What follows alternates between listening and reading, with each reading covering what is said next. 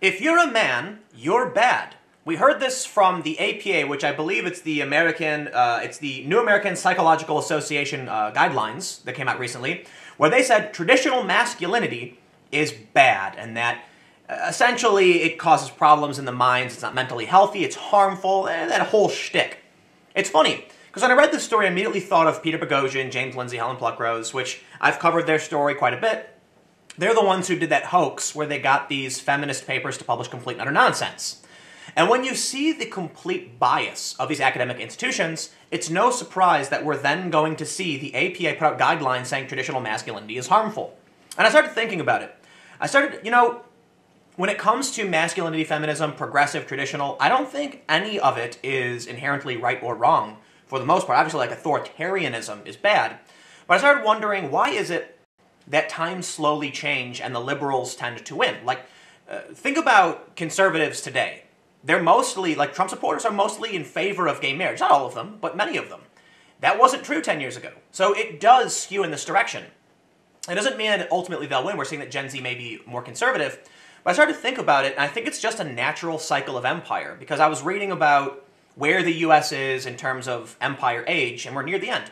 But let's read what this column says, how traditional masculinity hurts the men who believe in it most. My grandfather is traditionally masculine in most senses of the word. He was a soldier, then a bait shop owner, then a garbage collector. A garage collector. He rose before dawn most days of his life, and I've never heard him complain about it. He raised 6 good kids. He tells funny one-liners. He's an expert fisherman. He once refused over-the-counter pain meds, even while on death's door. I've been thinking about him lately for reasons I'll get to in a bit. More than a decade ago, the American Psychological Association released a set of guidelines for treating women and girls. A document that addressed sexual violence and pay inequality, discussed how women disproportionately suffer from eating disorders and anxiety, and advised clinicians with female clients on how to be more sensitive and more effective. The APA has also, over the years, released guidelines for treating older folks and racial and ethnic minorities and members of the LGBT community.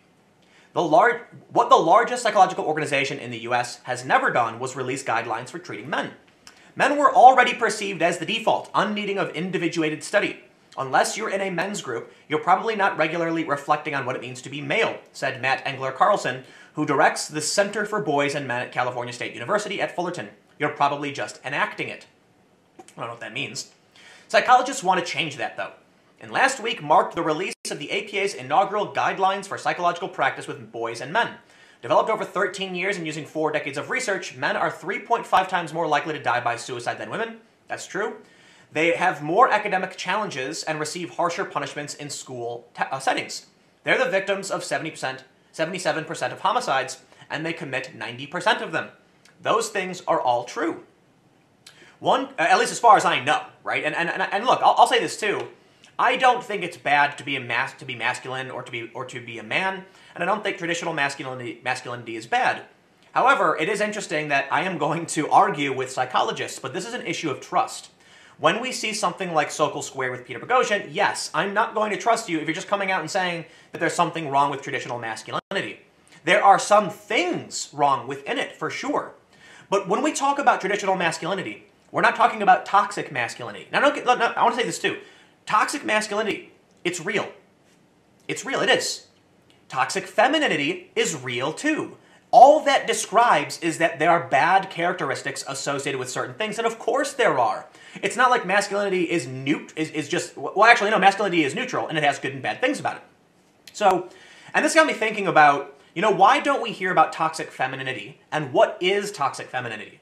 I've heard a lot of people try and describe it, saying that it's essentially, women who are catty and manipulative, and I believe that's not necessarily the right way to look at it. Kind of is, right? So let's first say this. Toxic masculinity is typically associated with arrogance, aggressive behavior, assaulting somebody, theft, robbery, arrogance, and, typically those things. Like the guy who goes and thinks, he has a right to someone else's belongings, it leads to authoritarian behavior. It's hard to find the worst aspects of it, but let's talk about what traditional masculinity is a good thing, because this woman in this column actually kind of defined it. He was a soldier, which means he fought to defend the freedom of those within his nation. I'm not saying he's combat, but he served. He served his nation. He stood up and he was responsible for other people outside of himself. He owned his own bait shop. He was an entrepreneur, right? A garbage collector. I don't know what that means. That's just, maybe that's a hobby, or I don't know what he's like. I mean, like, going around collecting cans or whatever, for whatever reason. He rose before dawn most days of his life, and he never complained about it, she says. Raised some good kids, tells funny one-liners, expert fisherman. These are all good things about masculinity. Self-sacrifice, responsibility, waking up and recognizing you wake up early. That's life. You gotta push yourself. Every day I wake up really early. I don't sleep. I'll say I sleep enough, right? But I definitely push it with the amount of sleep I get because I'm working all the time. And I recognize the importance of getting up and being responsible and working. But I'll tell you what, some days, lying in bed, I know it would feel so good just to say, I don't have to do anything. I'm going to sit here, I'm going to eat some Twinkies and drink some, milk and have some ice cream and watch cartoons all day, play video games. It would feel so good. But it doesn't work. A tradition, masculinity is about accepting the responsibility. And masculinity isn't unique to men. Is it only men who are masculine? Men tend to be mostly masculine and a little feminine. It can vary. And women tend to be mostly feminine and a little masculine, and it can vary. There are some women who are tomboys, and there are some men who are very effeminate. At least, this is just how I kind of view it. So, here's what I end up seeing. Here's my thoughts on toxic femininity. What makes someone masculine is this responsibility and self-sacrifice, as I explained.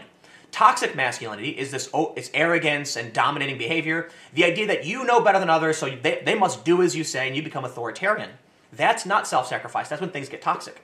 But let's think about what femininity is. Nurturing, mothering, listening to someone's, helping them express their emotions. Men aren't traditionally known for doing that. It's not a masculine thing. Men suppress their emotions. Women help men deal with that, right? So women are the nurturers. They create life. They nurture life. They create traditionally masculine heroes. They create traditionally feminine mothers and everything that's come from that, right? So it's typically associated, like the general understanding, at least for me, I'm not an evolutionary psychologist, is that, men go on the hunt. Men go and build to make sure their family can survive, and they protect them. That's why men are bigger and have more muscle mass. But women nurture and guide and help, right? They help develop the minds. So while men are providing a more materialistic thing, women essentially are providing more of a spiritual growth. So then from that, what would toxic femininity be? And I think I kind of realized something. Toxic femininity, in my opinion, is bulldozer and helicopter parenting.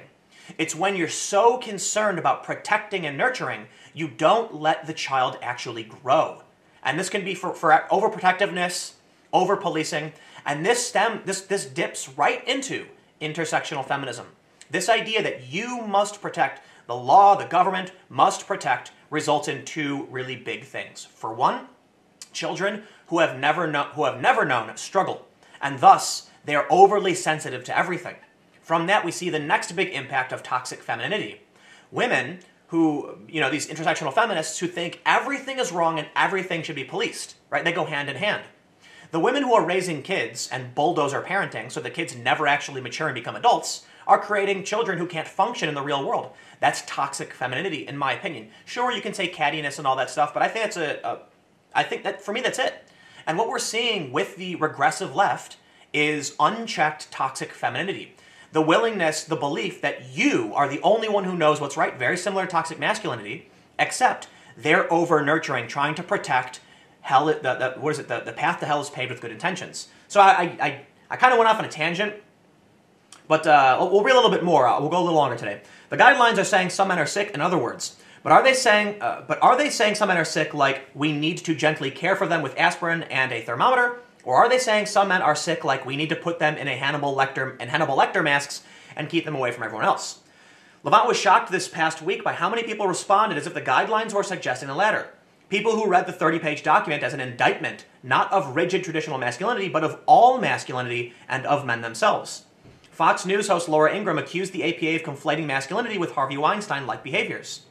I don't want to read through the entire thing. Let's jump to the conclusion, but so the guidelines are about how do we help men live healthier lives, he says. How do we help men live lives that aren't trapped in straitjackets of gender expectations? All week long, he said, he'd been getting emails accusing him of not liking traditional men.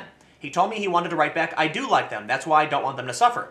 I told him about my grandfather, how much I loved and respected him, how most everyone who met him respected him, how our family stories centered on him being a good provider and a good man, but also how I couldn't remember anyone asking my grandfather how he felt about that, whether he would have preferred a different life, whether he had ever felt trapped in the one he had. I told Anger Carlson that I wanted everyone in the world to be like my grandfather, but I also wanted everyone to know that they have the option not to be. So here's the big issue, to address that core issue before, this is my final thought. When you talk about toxic masculinity, okay, I can respect that. I say, yes, I can recognize that there's toxic elements of masculinity and we should call out these behaviors and try and do better.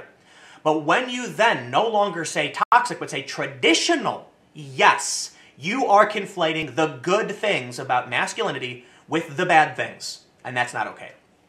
I would like to see them write the exact same thing about toxic femininity, but for some reason, it only tends to be social justice critical writers and academics who do this. Anyway, stick around, more videos coming up. I'll see you in a few minutes.